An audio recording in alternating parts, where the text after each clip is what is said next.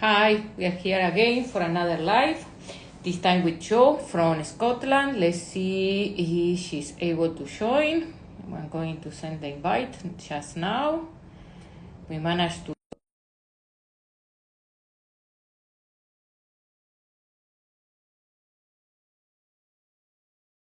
Let's see. Invite. Okay, you are there. Yeah, Oh. now you're there. Fantastic. Okay. Okay, life is like this. Yeah. Full of surprises, and we are always learning something new.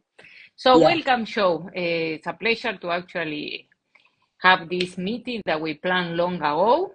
I was really looking forward, and especially to know about you and to know about yoga in Scotland, kind of the culture and the things that we do. So, maybe you can start by introducing yourself and telling just a bit about yourself Yeah. and your yoga. Yeah, welcome. Yeah. Thanks, Gabby. And we've connected, I think, I've been following you on Instagram for a long time. And I've loved the stuff that you've posted. You've got quite a following, and I love what you do with your Iyengar yoga and how you practice, and that inspires me, and that's created this connection. Yeah, it's got away. Mm. Let's see if she is still on. Invite. No, she got kicked out. Okay, sometimes okay, here again. Yeah. I must have some gremlins in the I system. don't know what happened. Maybe it is, as they say, they say always Jupiter. Or I'm not so much in astrology, but Yeah. there is something they say Jupiter must be on the way. I don't know. But Oh, anyway, let's continue. Yeah. Jupiter, yes. It's a Yeah. long way from Uruguay to Scotland. Oh, Yes. okay. Yeah. Yeah. So I don't know if you caught that. So yes, our connection via Instagram and Yeah. Iyengar Yoga. And just I'm an Iyengar Yoga teacher based in Scotland, outside Edinburgh. I'm in a place called Fife. And Okay. so I teach locally in classes, and I also teach out of a studio with my senior teacher, but that's about an hour away. So, but I travel, and there's 5 Iyengar yoga teachers in the region, so we're quite sparse. There's not, Oh.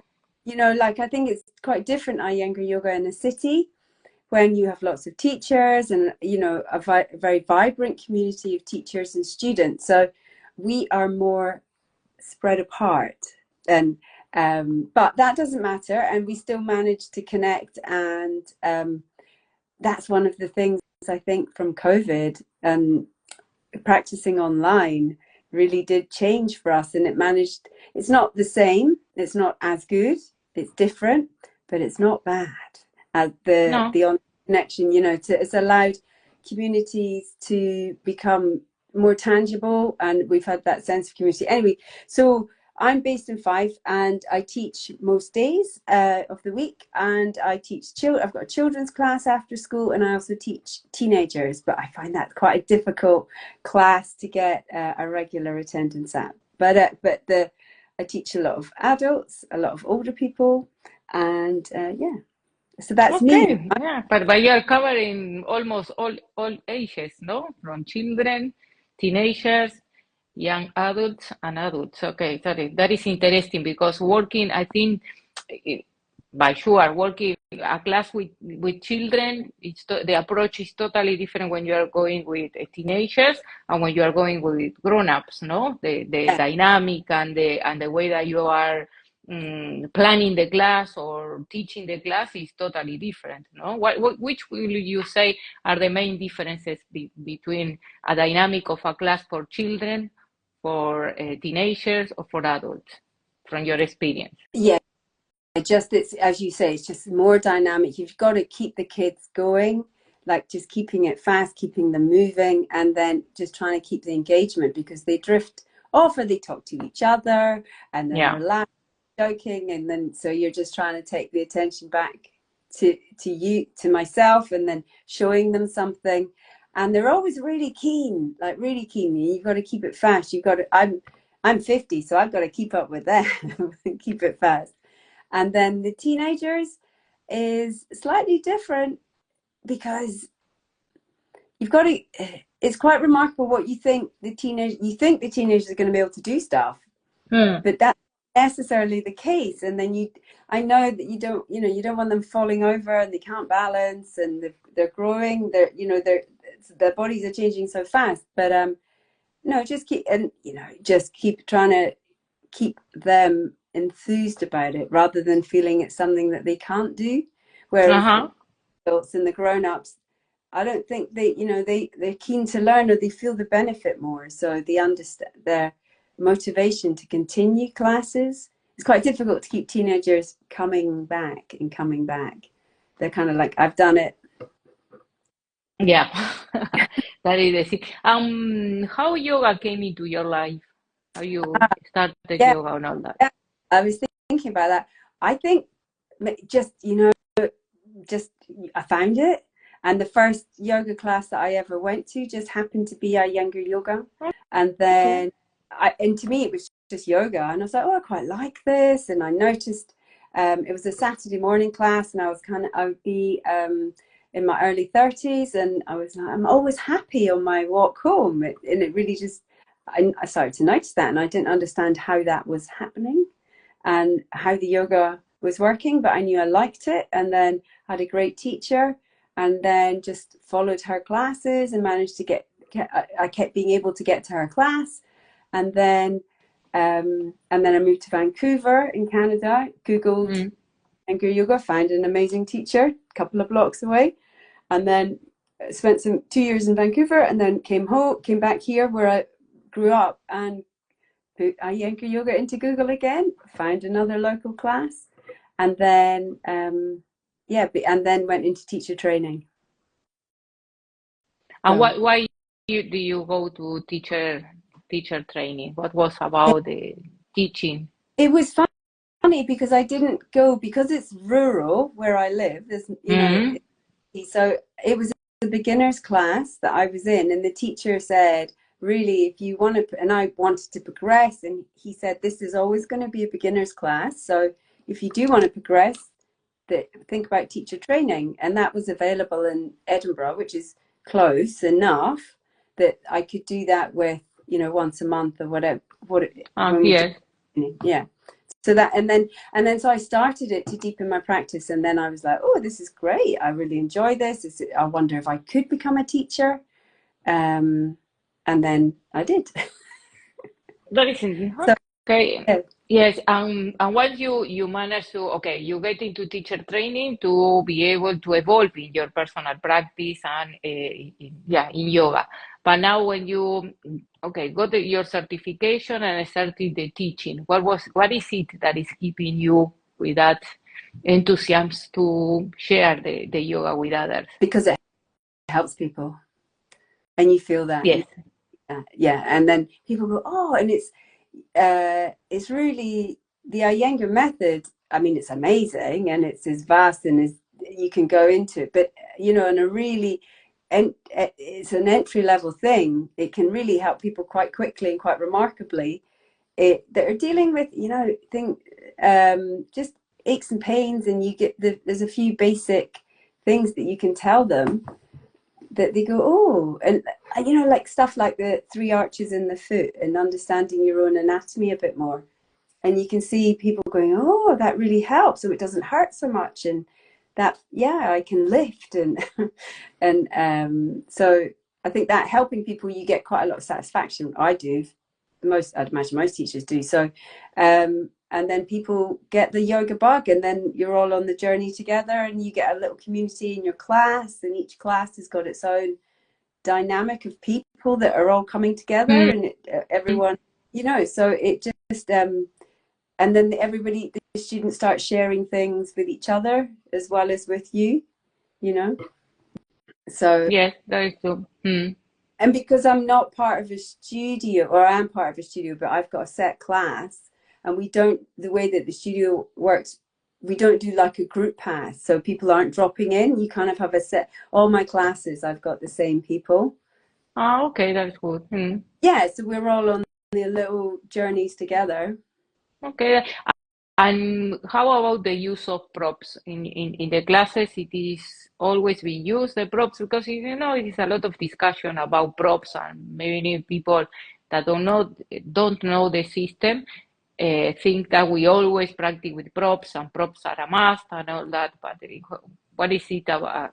How is for you or in your community the use of props?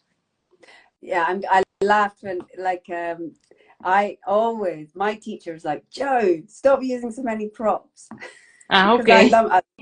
like you're too dependent on props. But um, I like props because, well, I'll come back to that. But also, like, I also teach outdoors sometimes. I've got an outdoor class. It's now getting colder, so it's gone indoors. But outdoor classes, you've got to work with really minimal props, um, and then older people are coming to those classes as well. So you've got to figure out ways of working, which is fine, and you can plan. So it's not always using a prop, or like a belt's a great thing, and it's quite portable, and you can use a belt in lots of different ways. But I like the props because you see a lot of poses in other methods, or I do. Well, I mean, you may also, but you see a lot of people doing poses that there's really very little benefit. Like their spine, a trick on asana, for example, they think it's about getting their hand to the floor, and there's nothing going on in their spine. The chest is dropping because Yes. so, and you're like, with just a simple prop there, you change the feeling for them, and they go, right, it's not about touching the ground and I'm Yeah, but quite, yes, tell me. No, no, finish, finish. I find with props that I can be quite, they help me stay, well, obviously they help everyone stay in a pose for longer. So, you're not like, I can do this pose and then you come out of the pose. Whereas the pose allows a lot more ease, and then that feeling of an asana of being everywhere at once rather than just getting your head, like I've done I've not injured myself, but I've overextended, at the top of my hamstrings, pushing. So just learning how to use props to help and things like that. What were you going to say, Gabby?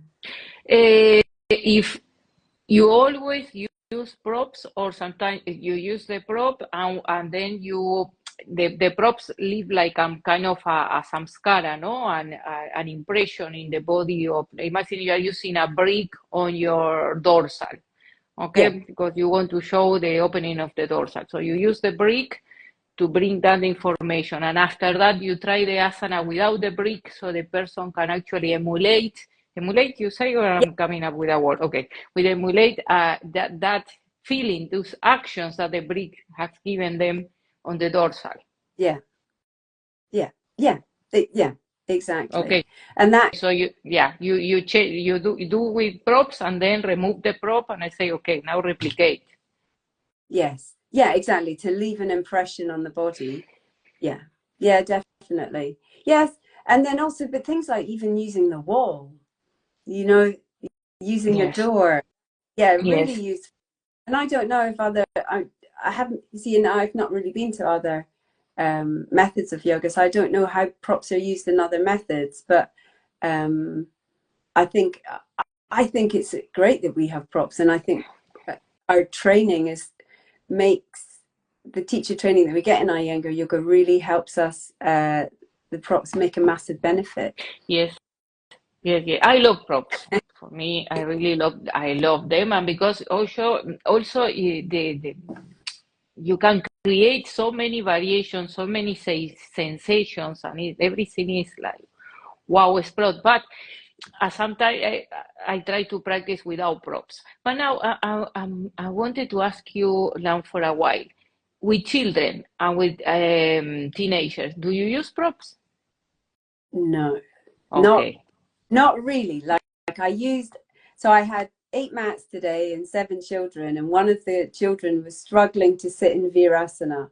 So I Mm, used the extra mat and just popped it underneath her buttock just to help her stay in the pose because she's like, oh, this is so sore. But not really. Oh, I used props.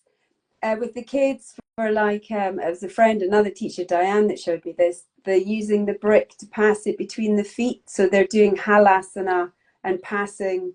So and bolsters, I sometimes do like chaturanga races across. Uh-huh. You see what I mean? So using the props. I think I might have copied that off you, actually. Did I? Okay, maybe. I don't know. I come up with so many things that sometimes I forget. But anyway, you're using it, fine. Yeah. Okay, but it's nice because they can use the props to play and to learn. Yeah. Okay, they're playing and learning. That is the thing. What about your personal practice? Yeah. So I've got, I'm lucky I've got space at home that I can practice. And it was funny, I went on a retreat with, in May with a group of, a lot of the teachers that I trained with, so we're Okay. like a little, and we did a retreat and we went to this place. It's an island, off an island off the coast of west coast of Scotland. And it was yeah, so it was called Holy Isle, and we went there. And when we were coming back, we're driving car share, lots of us in the car, and we're going, oh, feel amazing, that's so good, and really good to connect with each other, but just have 3 really good days of a lot of practice and a lot of pranayam. And so we created a challenge of 100 days of yoga that we would continue to practice every day. Oh, And we WhatsApp group, and it's been really good to just, it's, to get into that a regular habit of practice. And it doesn't matter if it's 10 minutes, 5 minutes, exactly, and other exactly. 60, other days it's 90 minutes or whatever, or and if you're going to classes and stuff. But we said teaching doesn't count, and and it's, you can do pranayam, you can do mixed, you can just do a shavasana for 10 minutes, that's okay, or asana. And we had this little code, and that was really good, and that's helped me stay quite motivated because I live quite a busy life. I'm teaching more. So the personal is the teacher. When the teaching goes up, you want the practice to be here and the number of class, and then it Yes. goes like this. And then you're like, oh. Yeah. Sometimes it happens. Yeah. But personal practice, for me, is like kind of so important. It's like brushing my teeth. And when It's actually. do you do it, when you get up, or when do you do it, or does it vary, or do you find actually no, it's good to get into like a routine of when you do it? I don't get it like a routine, but I'm a person that wake up very early naturally, around 5:30 in the morning. So I regulate my personal practice depending of the activities that I have during the day. If I'm going to teach and then I have so many other activities, I usually do inversions. I do like my long Shirshasana, my long Sarvangasana, and then I go for meditation. And by 7, I'm fine. If I'm taking classes, because I take classes with Corinne Viria and Pamela from Chile, that day I don't do the inversion because they take my energy, and I want to be aware and ready for whatever the teachers are proposing. So I regulate this. That day I'm not actually taking any class, and I don't do my running or other things. I take a long practice. And usually I could be looking for some actions or for a specific asana. It depends. So it's not like I have a plan. It depends. Yeah. I'll keep it flexible. And do you teach what time of day are your classes? Because I find it quite difficult if I'm teaching at night. It's quite I've got to plan my, yeah. This year I'm not teaching at night. Yeah. It isn't working for me. It isn't working for me. My energy is not there. So Yeah. I'm teaching very early in the morning, 7:30 in the morning. And this year, because I have other personal projects, I really leave time for my personal practice, and I'm only teaching 2 classes a week. Yeah. But I can allow it to myself now, so I'm giving me a chance. Yeah. But because I'm pursuing other projects that I really want to get into. So I sacrifice the number of classes that I'm teaching. I'm more Yeah. into I really prefer time for me and my practice. Yeah. Yeah. Okay, or taking classes this year, no? Maybe next year I will change. Yeah. Yeah. But night, I can't teach at night. It is, and because I'm pita, no? So if I go into practice at night, then I will not be able to sleep because I will be like want to run again. My Yeah. day start again. So no, I'm very careful with that. And even I try not to practice at night. Yeah. Okay. Yeah, I understand. Yeah. Yeah. And for But it's you? but work. I've been teaching sort of for 4 years, so I'm still establishing myself. And then people go, "Oh, you're teaching. Do you teach it?" And everybody wants to teach. Everybody wants to attend yoga classes in the evening because they work, and that So, but Yes, I'm trying to teach between 9 and 3 for my yes. children at school, and that I'm getting there. But I do teach on a Wednesday night. It's quite late.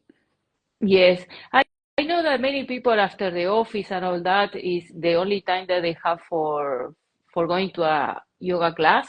But I don't know if my personal life is also important. Okay, and you have children, family, you have things, and so this time I say no. Priority is my personal life, and yes, I teach. And I used to work as a consultant many years ago, and I remember waking up at 5 in the morning and going for my gym. Okay, that time I wasn't into yoga, so I'm saying someone wants really you can go to yoga before the office. So that is my proposal. If you really want to engage in yoga with me, okay, wake up early and come. I'm here for you. At night, no. I At get it. night, I'm for my family. Yeah. Yes. Yeah. Yes, yes, yes. So in your personal practice, okay, you have this challenge with your colleagues, which I find Yeah. fantastic, is that we get you motivated to actually go into the mat every day. What are you looking for in your personal practice? Because there are people that organize their practice to train for the another certification. There are Yeah. others that do it, okay, I don't know, to work in an asana, others to improve on this, others to heal themselves into something. How do you plan your practice? I think probably um, I use it to calm down a lot. Like I can get, I guess just that I've so much is happening and I've got quite a lot of things coming from different angles. I use it to calm down. So I do use quite a lot of restorative poses. That would be my, and then I would plan maybe twice a week a longer asana practice with inversion. And like, again, the thing is, you can just pick and choose. The menu's so big with, Yes. you can, same as you, sometimes if it's quick, you're like, I'll just do a Shirshasana and a Sarvangasana and then a quick Shavasana and then you're off and then you've done yoga that day, but you've fitted it in. I don't know how, I guess it's just going on the mat, have a bit of a plan, keeping the standings going, always doing some standings. And then, you know, I was going, forward bends and things. Well, I don't know, Gabby. I maybe feel a bit chaotic that I don't have. No, How but do I? it's okay. It just, I use it. I've also had a bit of a shoulder injury, so I've used a lot of my Okay. practice. The 100 days was really because I've had a nickel in my shoulder for maybe about a year, and I'm like, I can't understand. I don't understand. I think it's strain from being on Instagram too much. Like, and I do social media for East of Scotland Iyengar yoga, and this year we've had Iyengar yoga in Scotland, celebrating 50 years since the classes first began. So we've done a lot of, and that's taken quite a lot of my time and effort and spending time on my phone. So this shoulder. So I've been using a lot of my practice to try and figure out what I'm doing wrong with and what's creating the pain in the Um, shoulder. And but it's taken a long time. It's taken me over a year because I was like, hang on, I remember that starting last March, but I figured it out. Like in May, June, July, I've worked it out and now the pain has gone. So I've been using that maybe as a bit of a focus for quite a long time. yeah, but that is great because I always say when you injure yourself for whatever reason, and then you are able to heal yourself through the practice of yoga, then your students and everybody will benefit a lot because you can write a book about how to fix your shoulder, no? Because Yeah, you have gone through the whole process, you know yeah, what not to do, what to do when it's on that. So it is great. It is yeah, actually a okay. gift. Yes. I always see I always see injuries as a gift, Yeah, really. Because sometimes we penalize ourselves because we think or we believe that because we are yoga teachers, we are not supposed to harm ourselves. But it is, we all make mistakes, or sometimes accident happen, or you have an habit that actually taking you to a wrong posture, and then you use what you know and learn in the process. Your experience expands a lot, and then you have more to give to others. yeah, that's it. And what did you just say there that I thought was lovely? Oh, it's exactly that. It's exactly that. But it takes, um, I think it's difficult as well to, when you are a teacher and you think you can help someone, but you don't want to come across, I don't know if you've heard of you don't want to come across with a student that you're like offering guarantees. Yes, You know what I mean? Oh no, we can definitely help that injury, or I think we could help that injury, but you can't. And so much of it has got to come from them, you know. exactly. Yes, And, yes. and you've got that actually they go to a chiropractor or they go to a physio before they go to a yoga teacher. So you're kind of down the pecking order, and you don't want to contradict the other health professionals that are considered, you know, above your opinion. But you're like, oh, I don't know if I'd be doing that. I don't know. Yeah, but that one I agree with you. Sharing the way to heal is not taking the responsibility away from the one that is injured. They have to do the work. Actually, they are responsible for the practice. Yes. Yeah, but I wonder that, I don't know, like in the UK, it's a slightly different mindset. I don't know that if you were to say to someone, it's up to you to do the work. I can tell you, I can help and I can guide, but it's up to you to do the work. I don't know how many people would find that attractive as a solution to their injury. Yeah, but you're not going to solve their injury if they're not doing the work. Because you don't That, have a magic wand, okay? You are not like touchy, and you will heal the other person. If the person, it's like the students that take one class per week or two class per week, but never practice more, and then they expect to progress like you. And I always say them, but I'm practicing every day. That is why you are seeing me progress. I don't depend on my teacher. I go to my teacher, I get what they have to know, the knowledge they have to share, but now it's up to me yeah, to put into practice what they have shared and to practice. Then I will grow in my practice, or I will heal myself. But 1 hour or two per week, depending on someone else's information, will not give me anything. yeah, Okay, you're right. one of the things that I'm trying to pass through it is become responsible of yourself. No one else will do it for you. Yeah, yeah, Take responsibility. yeah. And I think that's maybe it. I don't know. Sometimes in the UK, when we have the National Health Service, there's people don't like being told to take responsibility for their own health. Yeah, yeah, yeah, yeah. It's a blessing, and at the same time, it's amazing to have the NHS, but at the same time, people expect so much of it and don't, Yeah, that is true. rather than it being an individual thing. I don't know. Maybe. Yeah, but Um, no, it's good. Um, now, what were some of the other questions that we thought we were going to talk about, or what? How are we for time? me, you are the one that have to rush. I'm okay. Okay, now Yeah, you want to keep, we can do it because now I'm okay. The thing is, what are asanas for you? What are the asanas for you? yeah. I think probably just health. I was thinking about that. Like they just going. you know, I'm working a lot. I've maybe been quite mechanical in my practice and trying to use my breath more than I have in the past. And developing my own pranayama practice, I've been maybe quite reliant on my teachers for that. And it's actually, I've got to go and do it myself. So that's kind of where I'm at with that. So each asana, I'm just visiting the breath in the asana. Like I said, I'm working through an injury in my shoulder. So that is interesting how each asana affects that. I've attended Ali Dashti, his classes for a long time online. He's visited Scotland a couple of times and I've done workshops with him. But alignment and balance, that's what it's all about. Or he'd said that maybe once and I've gone, oh, that's brilliant. But asanas for me, alignment and balance. And I That think, is nice. Yeah.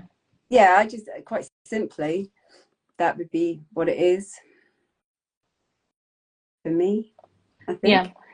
And that alignment and balance, because it is in every aspect, not only the physical one, because it happen in the physical, will happen in the brain, Yeah. in your emotions, and in everything. Yeah.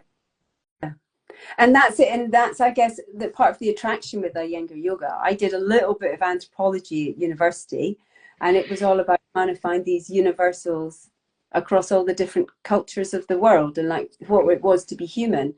And then you've got this amazing yoga method that Mr. Iyengar has Yeah. created with this clarity that no matter where you are, if you know, you could be in Africa, you could be in Europe, you could be in South America, you could be Yeah. but those instructions of how to align your body and how to align your bones in your body is universal. It's amazing.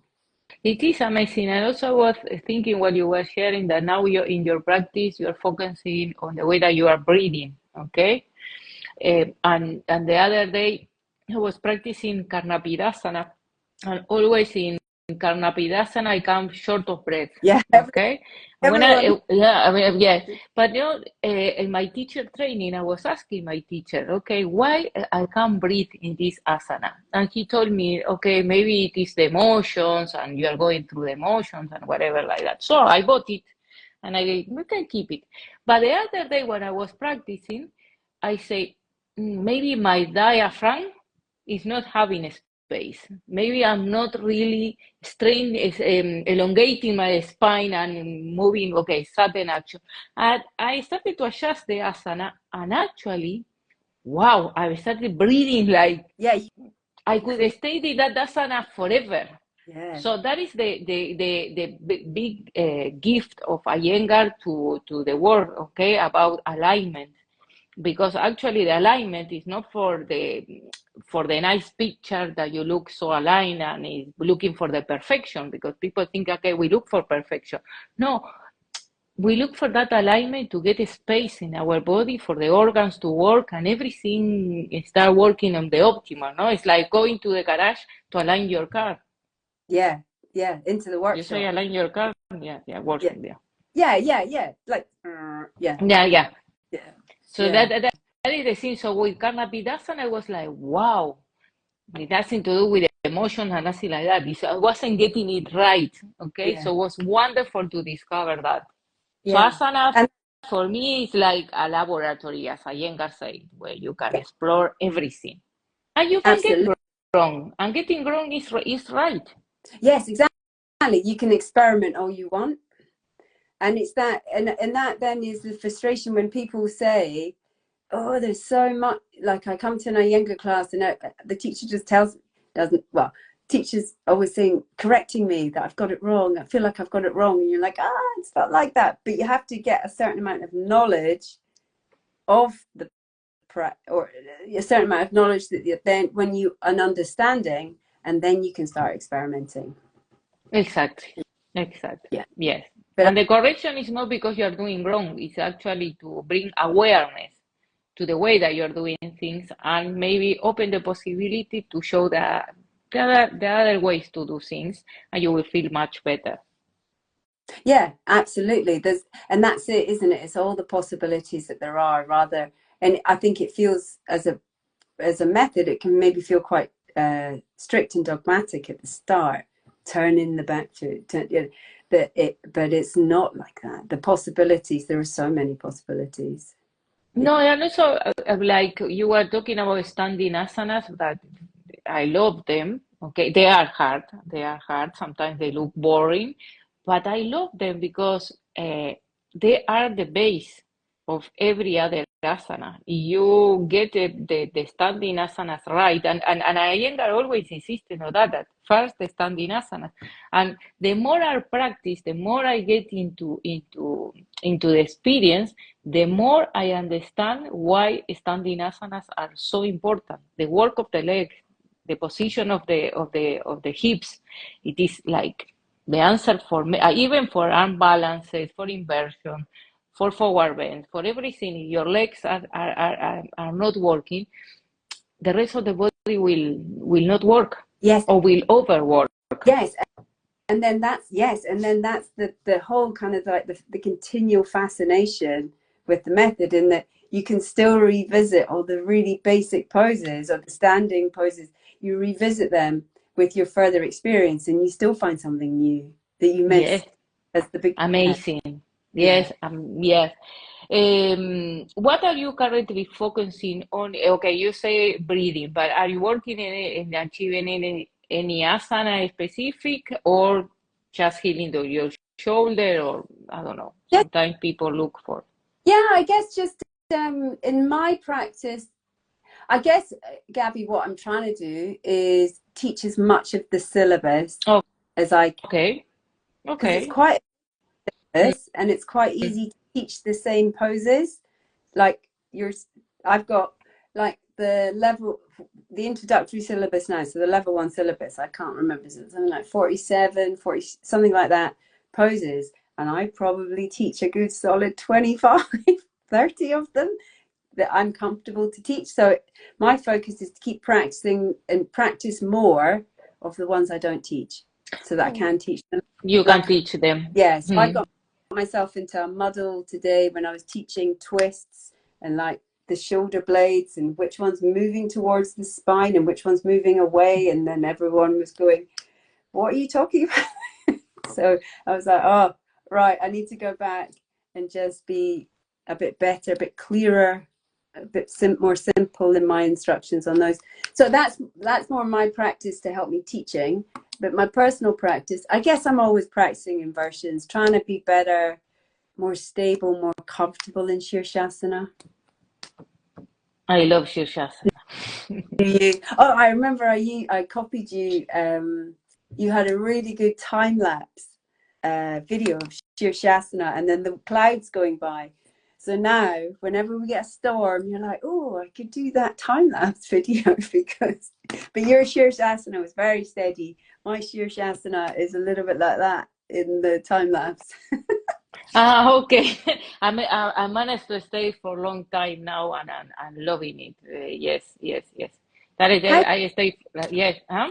like when I'm in Shirshasana, I am not hanging on, but I'm like always feeling like I've had rare, it's like a golf shot that I've had these Shirshasanas where my neck is long and I feel lifted and I feel stable, but I can't sustain that for, minute after minute after minute, staying like that. It does get like I'm just holding on to stay up rather. And where do you go? Are you like, are you, when you're staying in Shirshasana for so long, where does your mind go, or what are you thinking about, or are you not thinking about anything? I really have like a trip. For me, it's like adventure every time. Okay, the first minutes, I'm actually, since I'm staying between 30 to 40 minutes in Sushasana, but I work for it like over a year to actually be able Yeah. to be steady and comfortable and do the variations and all that. I actually stay 20 minutes, and from the 20 minutes, I start doing all the variations. Okay, but I started training weights before also to become strong. Okay, but when I stay in Shirshasana, the first minute I'm about the technique, seeing first the where I'm supporting myself, seeing the arms, the position of the head, and all that.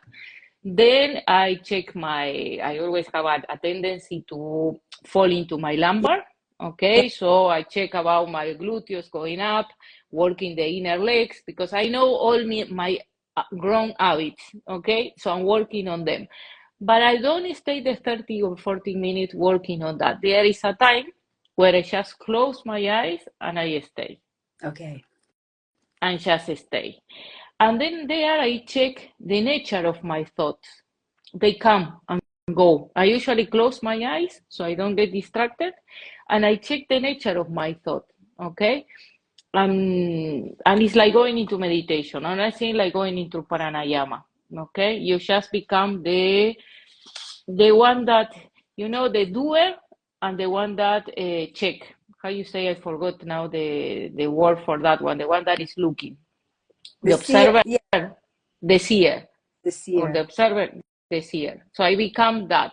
I start checking myself while doing as Shirshasana, what is happening, this and that. But the one that I'm learning now a lot and I started to love is Sarvangasana, because I always prefer Shirshasana to Sarvangasana. And Sarvangasana for me was like hell. And actually keeping the hips and the legs, so I become so tired and my thoughts become so disturbed, and my brain is like, I want it to go away. So I'm loving Sarvangasana now, but I learn a lot from Shirshasana. So what I mean is that I don't hold the asana. Yeah. I don't force myself to be on it. And the Hmm. minute that I want to get out, I reflect why I want to get out. I'm tired, I'm hurting myself, or my brain can't hold it anymore. So then I stay a bit longer. Okay, and it is an experience, and every time is so different.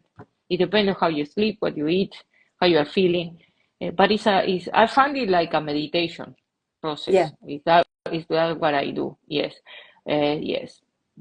But to be able to stay there, what's in that the Iyengars always say, effortless effort Yeah. is that. But Wow. come from staying, okay, on that. Is when you are able to do it without effort. Yeah. And I think I'm at that stage now in those asanas, not in others, okay? In others, I'm still struggling. Yeah, many others I'm still struggling. But in those ones, I can at least taste that scene of the effortless effort. And also that scene of not giving 100%. You become Not relaxed, uh, but backing, not but yeah. relaxed, but you don't give 100. It Yeah. is 70, 60% of your effort. Is that the effortless effort? Yeah, because if you go for 110, you will get tired and you will not be able to stay in the asana. That is what I have learned. Yeah. That's great. Yeah. Yeah. Good advice. More inspiration. Yes. Thanks, Gabby. Yes. What other question we have? Okay. What is it you like recommend to?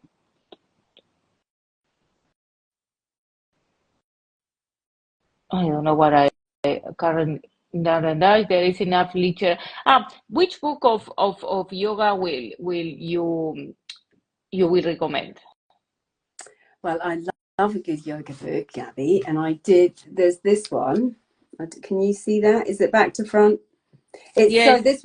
It was a Iyengar Yoga European Teachers Convention 2009. It's available. It's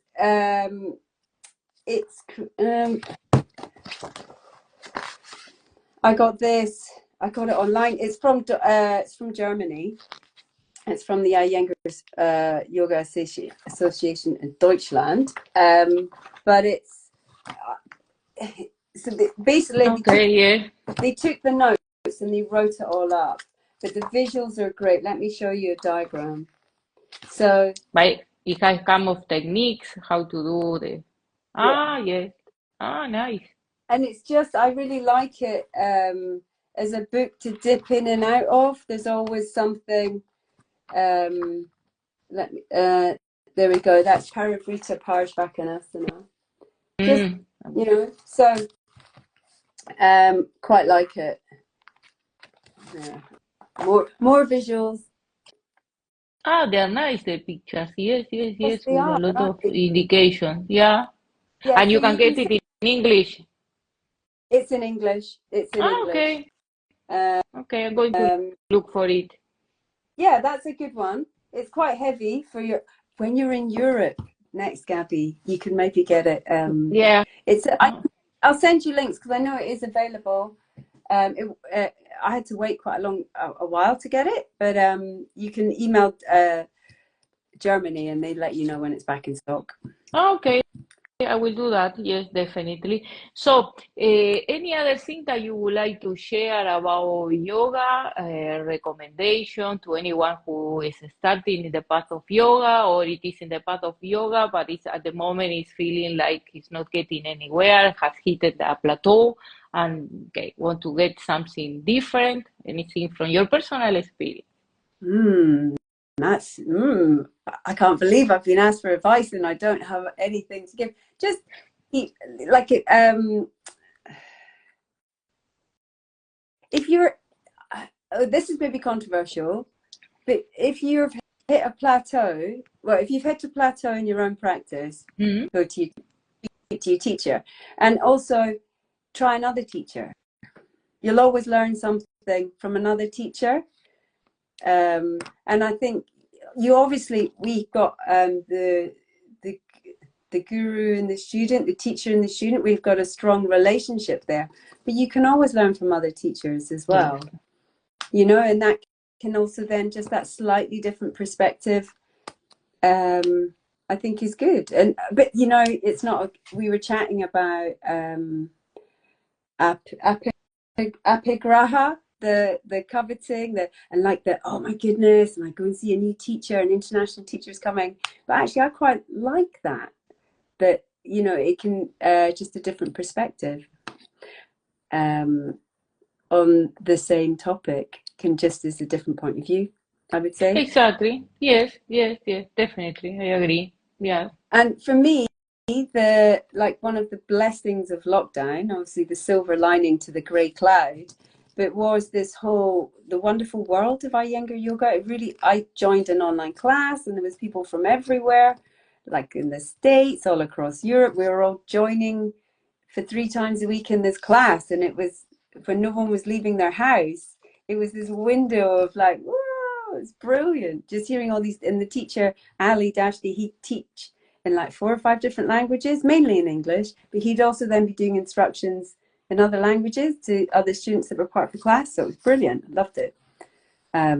So just that whole, there's a massive community out there Yes. for yoga. So just jump on in. It's brilliant. Yes, it is true. Now you can actually, if you live in a far place or in a place where you don't have the possibility to get any yoga teacher close to you, or you want to try someone different, the online classes are a big gift Yeah. that we were left with. You Yes. can't start online, but if you've done classes in person, in real life, online can then be a little boost. Yes. Yes, yes, yes. Actually, yes. The reason why I can keep taking classes because yes, the online. Okay, I can access teachers that here will not be able to. No, in Uruguay we don't have any teacher.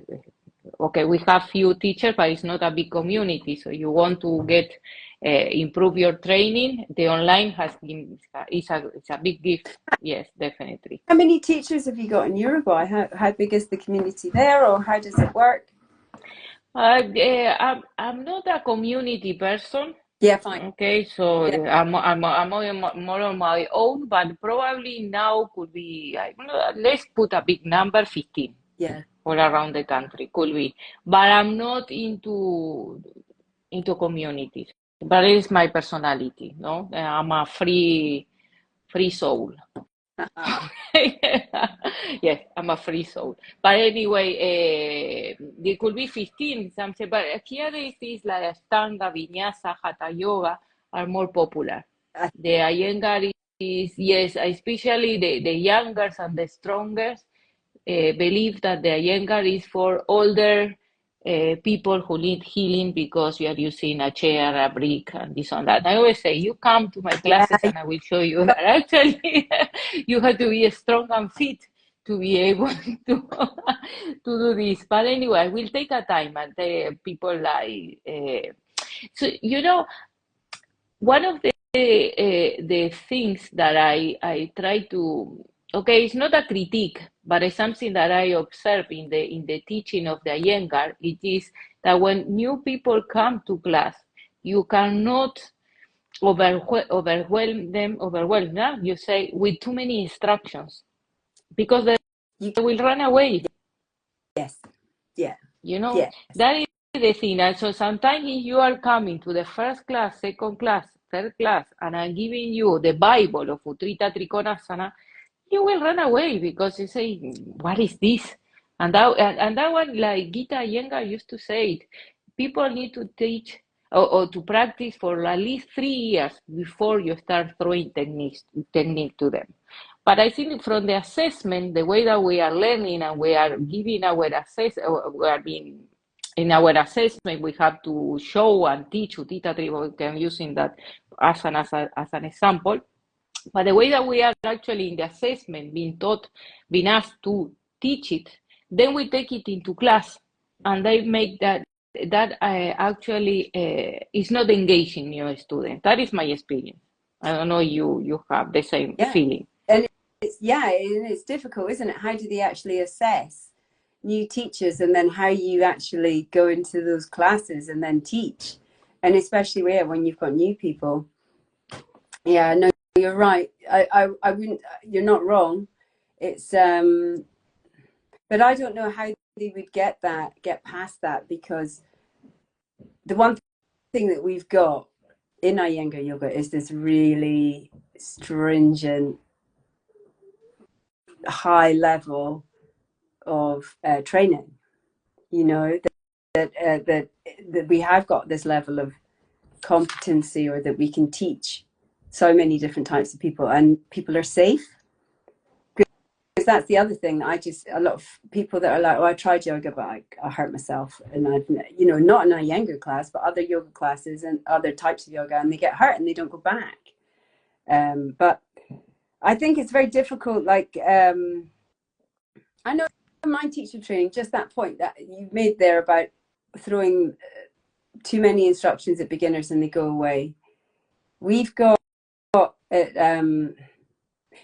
if somebody was signing up for your class and starting yoga for the first time, do you have what kind of class would they come into? Like, and how do you get beginners to come to start with you? Do you do like a foundation course, or do you do I don't have the kind of but let's call it market here. yeah, Okay, they're not okay. So yeah, I cannot have that luxury of having beginners class, intermediate, and because I don't have that many students, especially for the time that I only teach twice a week.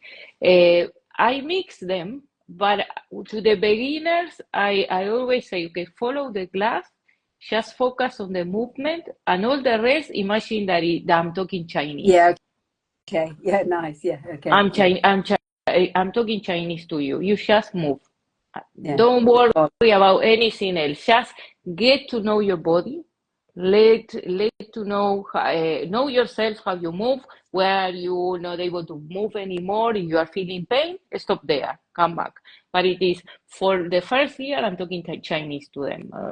yeah, okay, That is it. And I want, because sometimes I feel overwhelmed, or they try too much. And also that thing that people don't hurt themselves in Iyengar yoga. Yes, they do. They do. you And think so? I have seen, yeah, no, I have seen, and even teachers, okay, because of the overwork, okay, Mm-hmm. that thing of getting into the asana and all the many actions at the same times. And you can't focus fully on your feet, on your legs, on your hips, on your trunk, on your arms, and your neck, and your head. No, it's not possible. Yeah, It okay, isn't. And you are becoming hard. I remember one time practicing with Raya Uma. I don't remember it was in India or in Argentina. he was talking about the tone of the muscle. Okay, so let's say that your muscle is very strong, you are overdoing it, and actually your movement will harm yourself. And it is what is this so relaxed? It's the same thing. So you are supposed to learn that tone that is 50%, that hold your bones, but you are able to do the movement with control. And sometimes when you are going too deep into an Utthita Trikonasana with all those actions, okay, I don't know, but I have seen so many people with hips, people I'm talking about teachers, your Iyengar yoga teacher with the hips with problems, okay, or with injuries.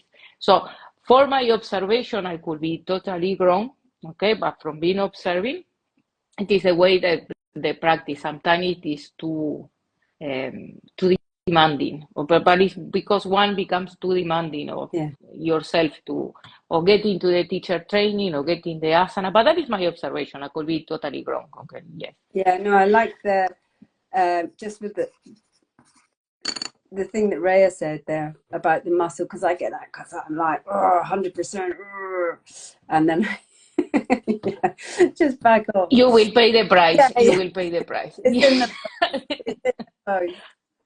Yes, or you will get exhausted or you will harm yourself. That is the but for me the mantra is effortless effort. Yeah. Yes, and you have to get there. Yes. And it's a long trip. Yeah, but a beautiful trip.